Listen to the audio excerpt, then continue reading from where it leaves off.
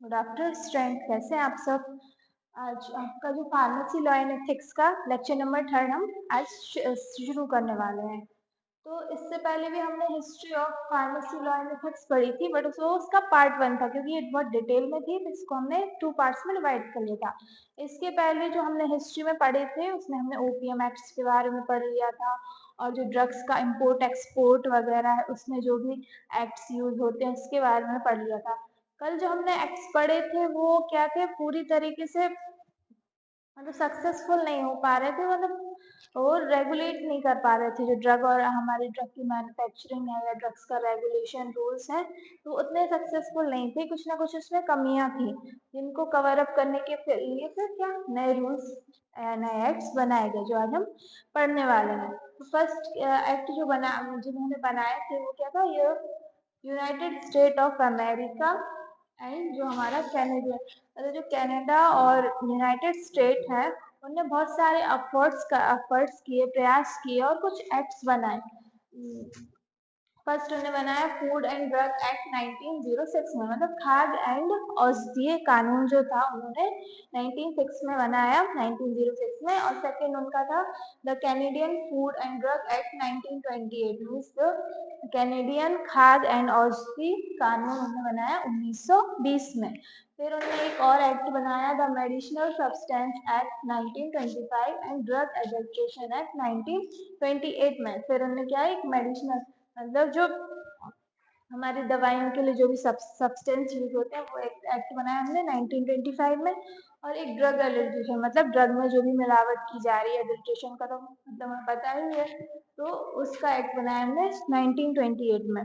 और ये सब एक्ट बना के हमने प्रयास किया ड्रग एडल्ट्रेशन का मेन एम या उद्देश्य क्या था, ड्रग एडल्ट्रेशन को रोकना। उसी के लिए उन्होंने इतने सारे एक्ट्स बनाए और अपने काफी सारे एफर्ट्स डाले, और ये एक्ट्स के थ्रू ने बहुत हद तक कोशिश की कि हम जो ड्रग में एडल्ट्रेशन या जो मिलावट हो रही है इसको रोक सके। और ये जो बाहर जो यूनाइटेड स्टेट अमेरिका हो गया, कनाडा, ये जो कंट्रीज थी इसमें क्या था कि जो फार्मास्यूटिकली ट्रेन्ड पर्सन था, मतलब जिसके पास एक क्वालिफाइड डिग्री थी, यानी उसके पास या फार्मेसी का डिप्लोमा होगा या डिग्री होगी, तो वो ही इन सब जो ड्रग का सेलिंग हो गया, मैन्युफैक्चरिंग मतलब उसको बनाना उसको बेचने के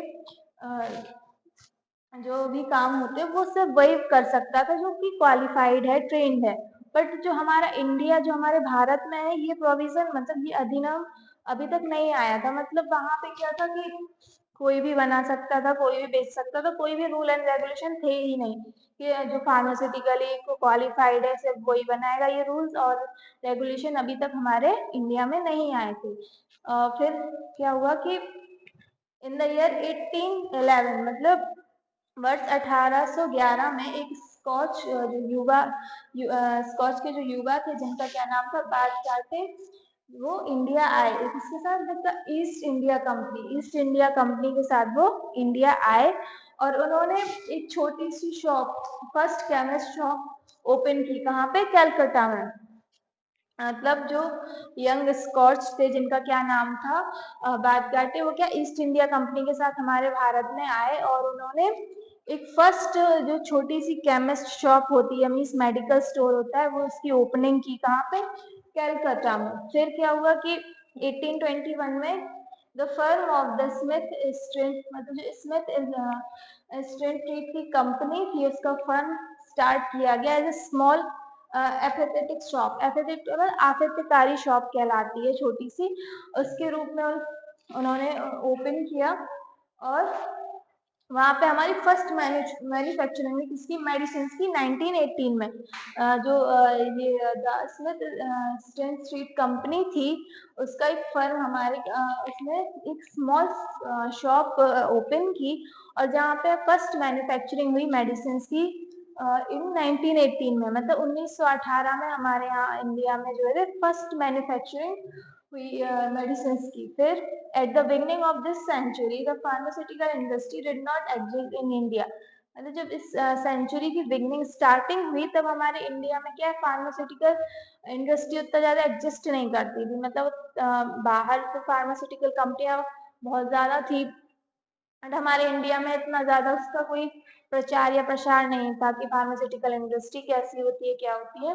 तो almost all the pharmaceutical requirements were imported mainly from Britain, French and Germany. उस टाइम पे जब हमारे यहाँ पे फार्मास्यूटिकल इंडस्ट्री का कोई ज़्यादा प्रचार प्रसार नहीं था, तो ज़्यादातर जितना भी फार्मास्यूटिकल रिलेटेड रिक्वायरमेंट मीन्स जो दवाइयाँ, ड्रग्स जितनी भी बाहर से आती थी। मेनली कहाँ से आती थी? वो बाहर से इम्पोर्ट की जाती, मेनली ब्रिटेन से, फ्रांस से एंड जर्मनी से। फिर the manufacture of modern medicine begin by the end of, मतलब 19th सेंचुरी की आखिर तक हमारे यहाँ पे क्या हुआ, मॉडर्न मेडिसिन का मैन्युफैक्चरिंग शुरू हो गई। 19th सेंचुरी की एंड तक हमारे यहाँ पे फर्स्ट जो हमारा हुआ था, फर्स्ट 1918 में हमारे यहाँ मेडिसिन की स्टार्टिंग हुई थी, मतलब मेडिसिन की मैन्युफैक्चरिंग की स्टार्टिंग हुई थी। आचार्य प्रफुल्ल चंद्र Roy founded the Bengal Chemical and Pharmaceutical Works in Calcutta in 1901। आचार्य जो प्रफुल्ल चंद्र रॉय थे, उन्होंने क्या था कि the Bengal chemical and pharmaceutical works जो कंपनी है, जो उनने कहाँ पे फाउंड की थी, कोलकाता में 1901 में। इसी के साथ आपकी जो हिस्ट्री है इस पूरी फार्मेसी की, लॉ एंड एथिक्स की, वो कंप्लीट होती है। इसके बाद हम ड्रग्स के जो एक्ट हैं उसके बारे में पढ़ेंगे। Thank you. 年轻人。